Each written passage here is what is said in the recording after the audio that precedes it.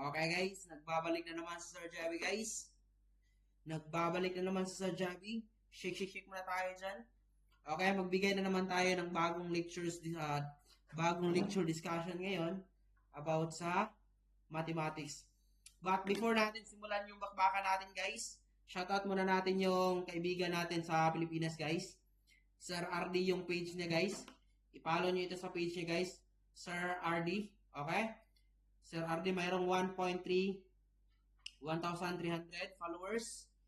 Okay? Kapag gusto niyo ng relaxing na mga views guys about sa Mindanao places, kasi ang vlog content ni Sir RD guys kay nagpupunta siya ng mga tourist destination sa mga Mindanao. So kapag gusto niyo ma-witness guys kung gaano kaganda yung mga Mindanao guys, yung place sa Mindanao.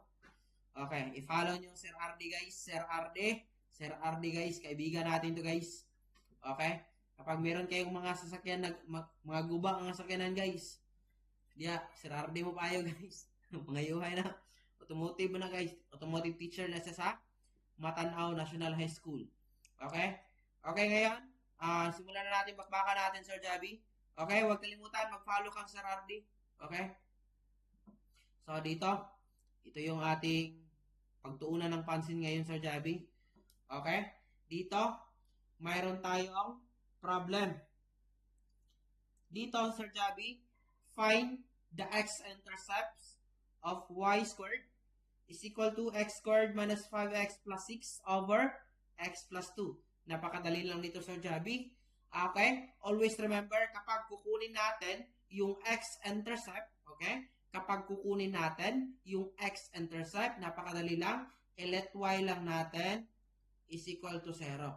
Kapag y-intercept, ang x, i-let natin yung x is equal to 0. Pero dito, ang hinahanap dito, ang x-intercept. Therefore, we need to let y is equal to 0. So, napakadali lang nito. So, 0 squared, that is 0. So, x squared minus 5x plus 6 over x plus 2. By cross multiplication, 0 times x plus 2, that is 0. So, natira, x squared minus 5x plus 6 is equal to 0. So, therefore, ang hahanapin natin dito yung x-intercept. So, ito, pwede natin ito i-factor out, x minus 3, x minus 2 is equal to 0.